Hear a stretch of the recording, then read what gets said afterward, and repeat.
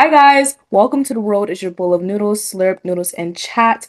Today we have a very special guest in the noodle pod. Please give it up for Michael Deplante. And thank you so much for being here. You are honestly amazing. And also, I am the host, Jordan Ibukwe. But before we get into it, I do want to tell you guys, please go check out his magazine, which is Writers for a Cause Literary Magazine. It's phenomenal. It is a youth-run magazine. It's just empowering and just really powerful. And please go check it out. I will link it in the bio below so you guys can go check it out and just please go support his cause and just the writers who are a part of it as well.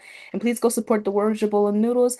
So, Michael, do you want to tell us a little bit about yourself, who you are, and what you do? Okay, hi. So I'm Michael Deplante. I am 16 years in high school. I am the founder and editor-in-chief of Writers for a Cause Literary Magazine. It's this passion project I started at the start of 2025 that's basically like a social justice literary magazine because personally, my two big interests are politics and creative writing. And I really wanted to find a way to combine those two things, which is how Writers for a Cause came about. We just published our second issue at the end of October, and the response has been great so far. And that's mainly going to be what we're talking about today. So I'm really excited. The project just keeps growing and growing, and I'm really excited for the future. That's amazing. And it's just incredible how you started this early 2025 and now it's just making a big impact right now.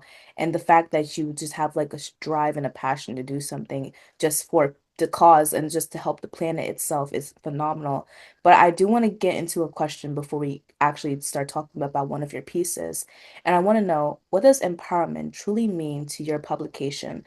And how do you ensure that message translates into every story you tell? Okay, so with our publication, we really want to just highlight different voices in a magazines around a different political topic.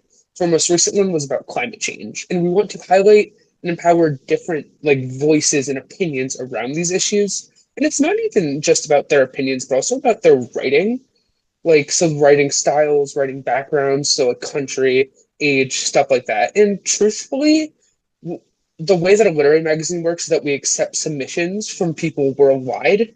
So we can't completely control like what stories we tell, but we try to make them as diverse as possible.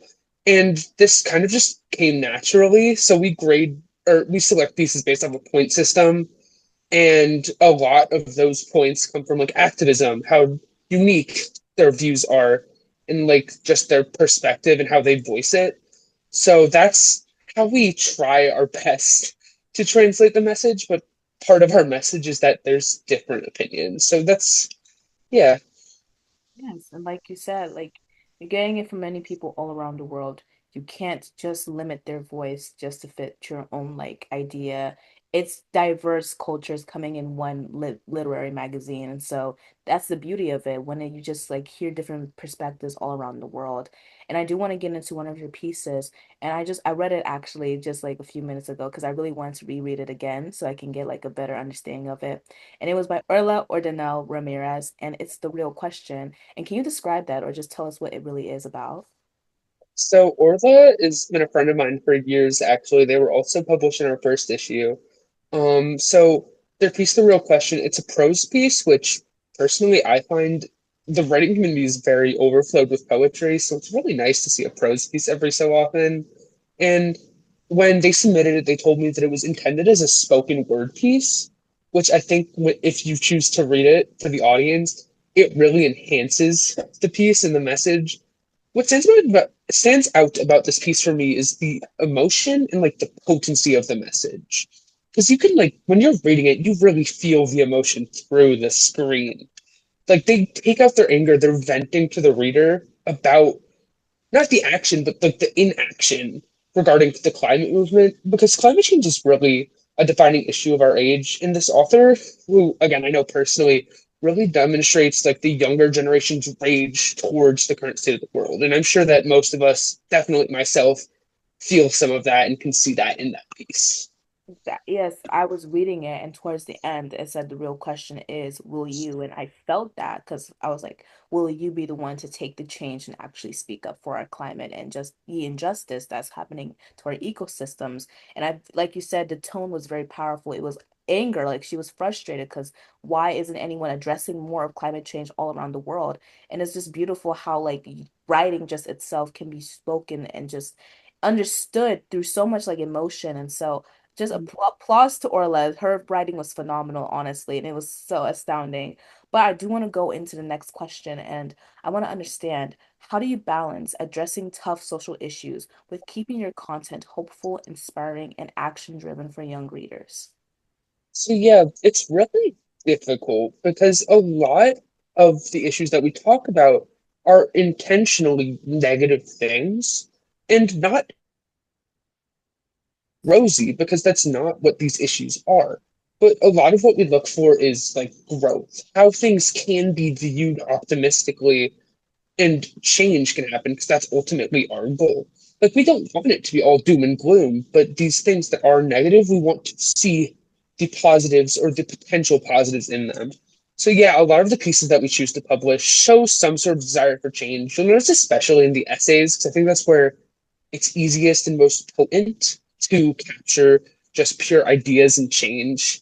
And that's ultimately what our magazine is about, is like our motto is help us write for what's right. So that's how we help do that. Amazing. And I just like you said, it's just how it's incredible how you can just bring all these young writers to come and create the story. Because yes, climate change is grim. Yes, a lot of what's happening in our planet is devastating and just horrible. But if we can address it, just look at it in the face and say, hey, this is not good. Let's write about it. Like you said, write for what is right. Like honestly, like take it not so, I would guess, no, don't let it like diminish your light, but allow it to help, create more lights, spark a change in people's like hearts so they can start making a change for themselves as Yeah. well. It just warms my heart that people see that when they read because that is exactly what we intended. So I'm just so glad that people are seeing that. Honestly, I'm so glad too because I felt it and I was just like, this is amazing. Just the amount of impact that you're doing, just the literary magazine. Please keep it up. I can see this going so far and beyond. And just thank you for what you're doing. And I do want to take a little quick break and tell the viewers out there, please go check out the magazine. I will link it on below. Please go support this amazing author. Michael is absolutely amazing. I will also link his personal account on Instagram if you guys want to go check him out as well. He's absolutely just incredible. And just thank you guys for being here and just watching us. And also go support the World Your Bowl of Noodles so I can continue to platform the amazing voices of the youth like Michael and just all over the world. And just thank you for being here. And please, please, just help us grow our mission so we can continue to make an impact further and just help people all around the world. But I do want to go back to the episode. And I was reading one of your pieces and it was by Jalen M and it was called Generations Failure. Can you also describe that and just tell us what it really means? Oh my God. You picked such good pieces for this because you actually picked some of my favorite pieces in the magazine. But I love this piece specifically because it's so tragically relatable. I know that both myself and others that I talk to have grown up knowing about climate change since we were just like little kids. But when we got older, we realized that not that much was being done about it, which is obviously incredibly problematic. So honestly, it's just beautiful. Just the whole piece itself was just amazing. And I felt that. I was like, that I can relate to. But so I want to know what kind of impact do you hope your magazine leaves on the next generation of leaders, artists, and change makers? Mm. I mean, I kind of specifically in the writing aspect, I really hope that our magazine kind of serves as like a stepping stone. Because in the span of literary magazines, we are a very small publication. We only get like around 20 to 30 submissions per issue.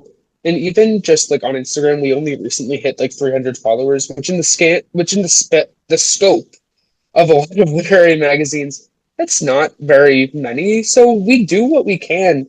And a lot of who we appeal to is people who are unsure about sharing their work, because I think that's such a large population of people, and we want to be that stepping stone so that they can share their work with us and then be confident about it. And I have tons of stories about this, and then go on and do good things. So we kind of want to just be that stepping stone.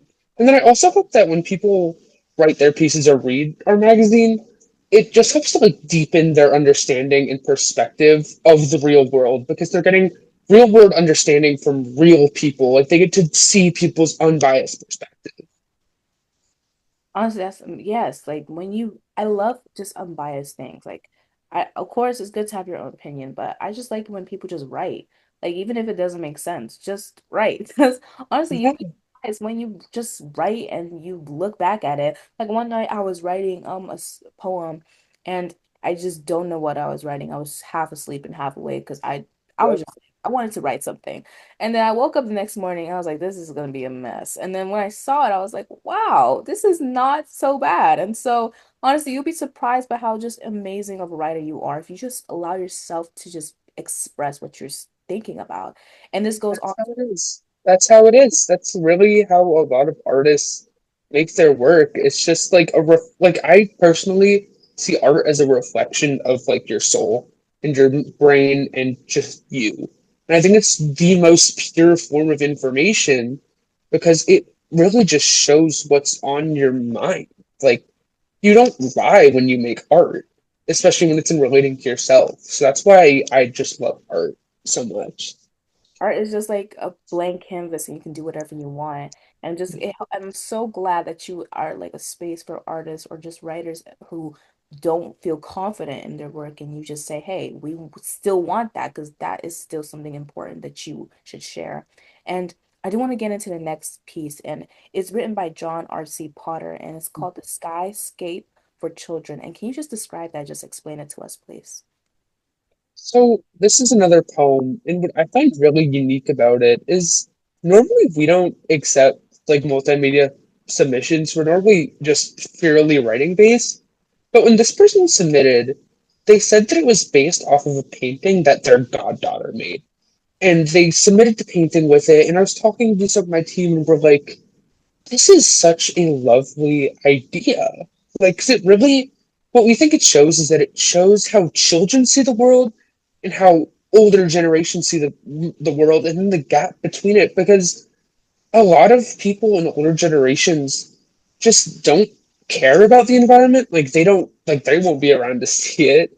So, and it's really tragic. But at this point, it's kind of common knowledge and a lot of people come to accept it, even though they really shouldn't, especially when a lot of governments are ran by future generations or by older generations who make laws for the younger generations. That is like just another instance of it being problematic. So I think that that's a big step that will come in the future is just younger generations having the impact and bridging that gap. Yes, honestly, just like I always tell like the older generation will never understand Gen Z because they're not us. We are much more progressive with more internet, with other stuff. And so we're completely different generations. A lot of Gen Z, we're just driven people who have different motives compared to like the 1900s. We're living in a time of AI, a time of internet, a time of progression. We want more stuff. We want impact, change. I love that you also allow submissions from older generations because it allows the youth as well as us to see how they think about the world, and it gives us understanding of what we need to do more because clearly the older generation doesn't understand that we are taking on the next world and our world is not looking pretty. So I'm wonderful of Yeah. that piece. It's And beautiful. what I will say quickly is that it's not every member of the older generation. It is sadly a loud, probably majority, but there are people who do understand it, and those voices are reflected in our magazine and just in the world. And that's just something important to know. Like it's not a binary. There are young people who don't believe in climate change, there are old people who do. So it's not like a binary because a lot of the world tries to get you to think in just black and white, but it's really a spectrum. Right. Exactly. But in the end, we can't always say, oh, this whole generation thinks of this way. And so thank you for clearing that up. That's very important as well. And I do want to get into the other question, and I want to know, How do you make sure your content represents the full diversity of youth experiences across culture, gender, background, and identity?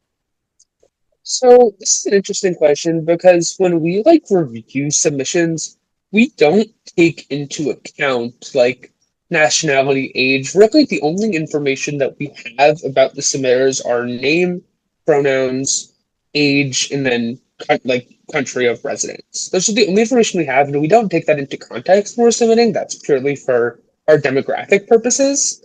But what we noticed is that, especially with issue two, we had a very diverse pool of submissions. So across our 20 something submissions, they came from 9 different countries, which was super cool for me, in an age range of 15 to 58, which is just I never thought that I would have this much reach, and it's kind of wild to me.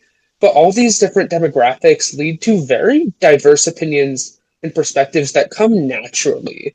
And a lot of this has kind of been what we're talking about with age, where older generations tend to acknowledge problems. This is a big takeaway I found. Older generations tend to just acknowledge the problems, but the younger generations are very vocal about the need for change. And that's the most fascinating takeaway that I found just through my magazine and in general. Because if you look at the magazine and all the people who are actively calling for something to happen, they tend to be in that 15 to 20-year-old range where we got like 55% of our submissions.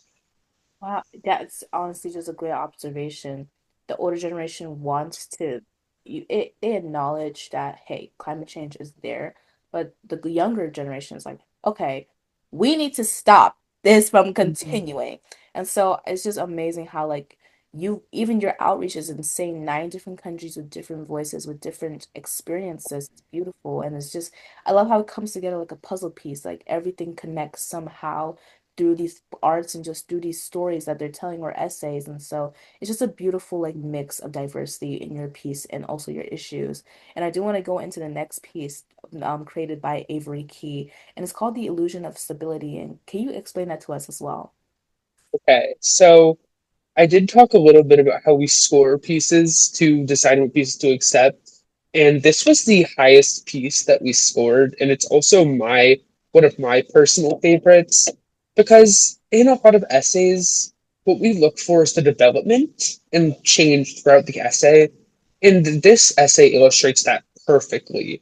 I absolutely adore the development aspects of this piece, but it really shows the progression of the author's uncertainty and imbalance as it grows into a political metaphor that ends up encouraging risk and action. Because I just love this message because all good things that come from life come from uncertainty. If action needs to be taken on such as the climate issue, it won't be easy. It will be scary. We will be uncertain about it, but we need to take that step to cause change. If we stay there stagnant, then change won't happen. So when you try to make change, it is uncertain, but it has to be for change to exist. And Yeah. that's just what I love about that piece, the growth in the message. I think it's just beautiful. And it is because I was reading it and I was just in I was in awe of it because I just while reading it I was understanding what the author was saying, especially the political like, theme about that part. But just like you say, uncertainty, like we don't know how well our dreams will go or how far they might lead. And when you actually do it, it's scary because you don't know what's gonna happen. You don't know if you might fall, if you don't know what's gonna happen. But like it's just a possibility, the hope that, okay, if I start now, I could change something. I could bring something into it. And that's the stability, depending on not on, I wouldn't say not on the past, but on the future that's ahead, because the future carries the hope.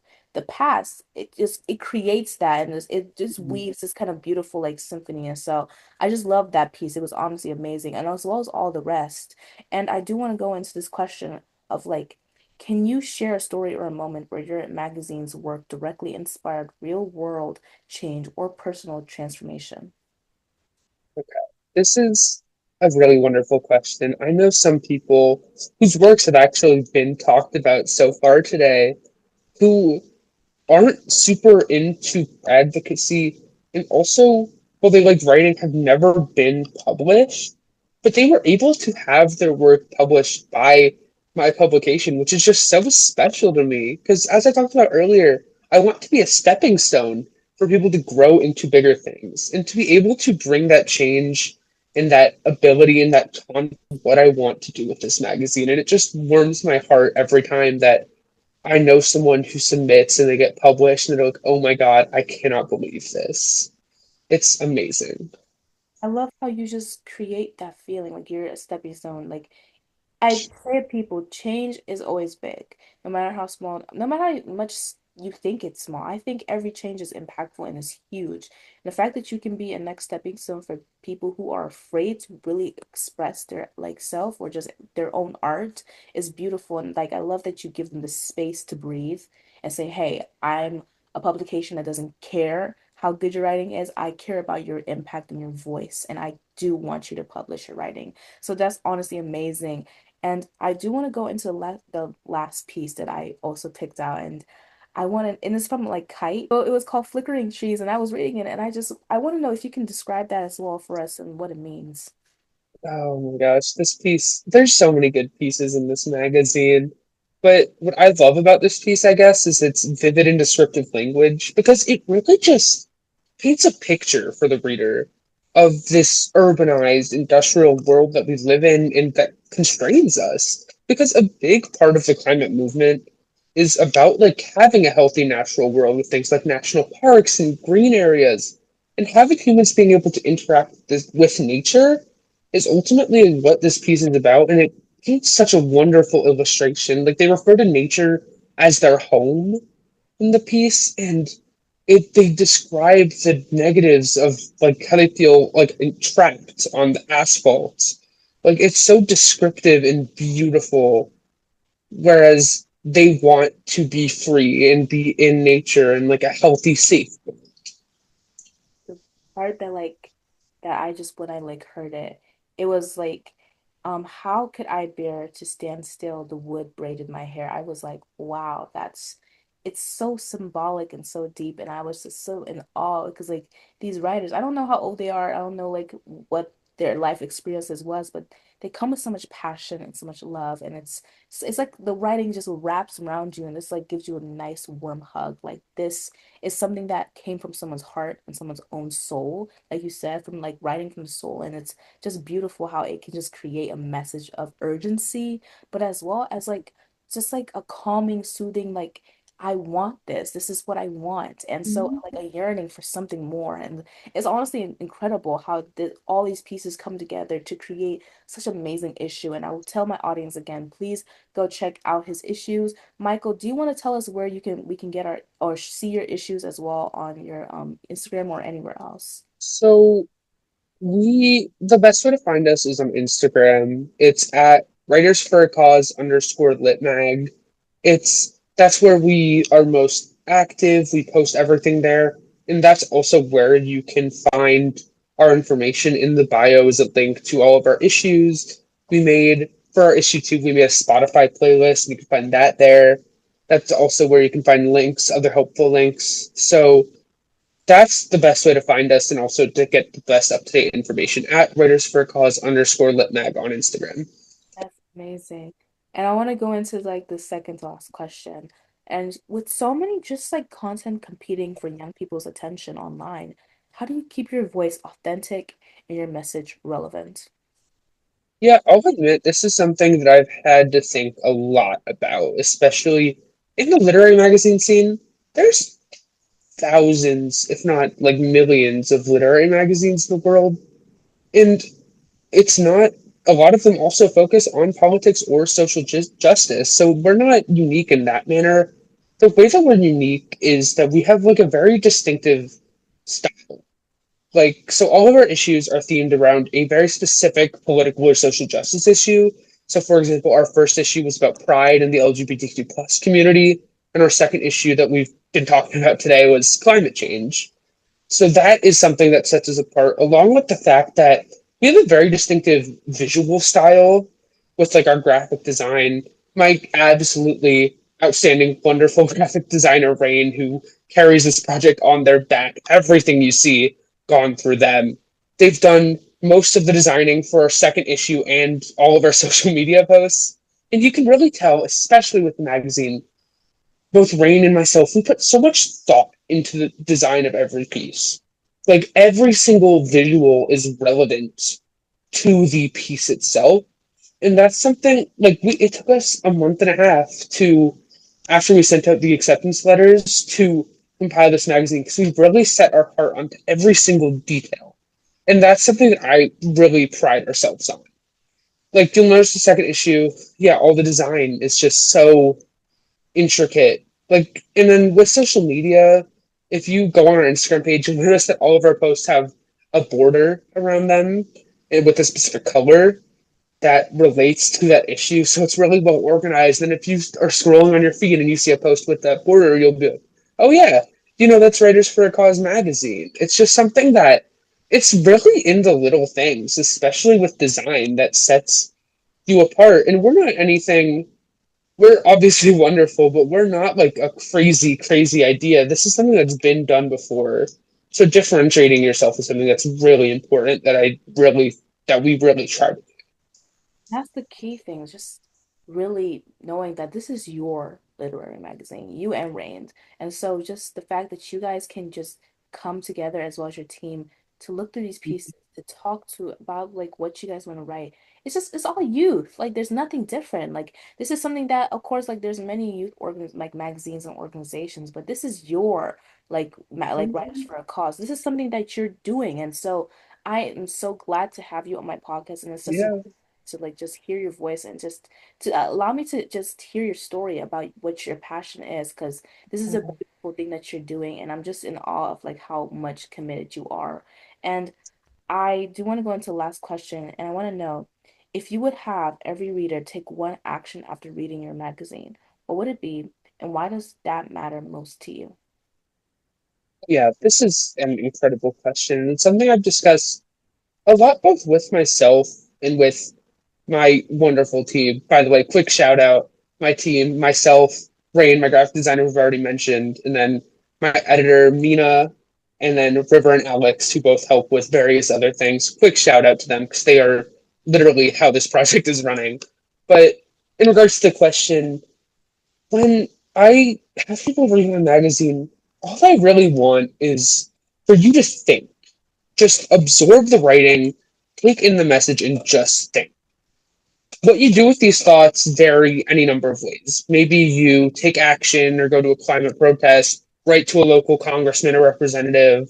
Maybe you read it and write something in a response or on a topic inspired by the incredible works featured in the magazine. Or maybe you just think about it. Like, it's when you think about the problem, knowing something is bad or it's a problem is always the first step towards change, and seeing different perspectives is just so important in today's world. And I really try to make my magazine a gateway for those perspectives. So, again, ultimately, when you read this magazine, just take a moment to think because that does more than you even know. That's hey, you said it. You said everything that I needed to say. Just honestly, but just get to know different perspectives. Understand people's the backstory of everything, because every story has a just like something that this person wrote was due to an experience, a feeling, just something, and get to know the writer through their work. Even if you don't know them, just listen to them, listen to their writing, let the words talk for themselves. Because honestly, it's just everyone comes with a story. We are all constantly writing our own stories every single day. And the fact that we can just sit down and just write and just have a moment of just like gratitude or just like anger or just like frustration, the fact that we can express our emotions through words is powerful. And I'm so glad, I'm so blessed and just amazed just the fact that you are here right now. I'll just telling your story because I was even just touched by everything. Because honestly, I love my podcast and the fact that I can just highlight amazing youth voices like you, Michael, and just your organization and your magazine is phenomenal. And just thank you for so much for being on the podcast. But I do want to ask you one little silly question before we go. And I always ask people this, but I want to know, what is your favorite bowl of noodles? Okay. Here's a fun fact about me. I'm a very picky eater. I always have been. But I don't eat very many noodles, but the one thing hits the spot. Fettuccine Alfredo.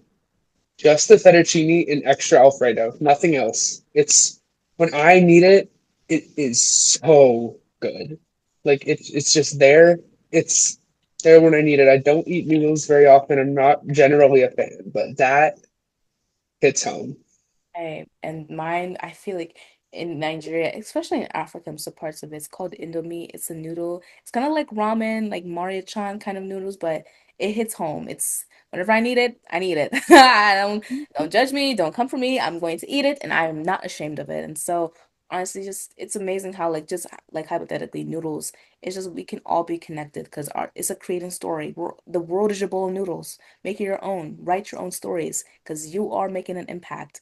And I do want to just thank you, Michael, for being on the Noodle Pod. Your words are absolutely wise. And just thank you so much for expressing just your love for writing and just your love for just your magazine. And just thank you again to our audience who are out there watching. And please continue to make an impact and stay noodleliciously blessed.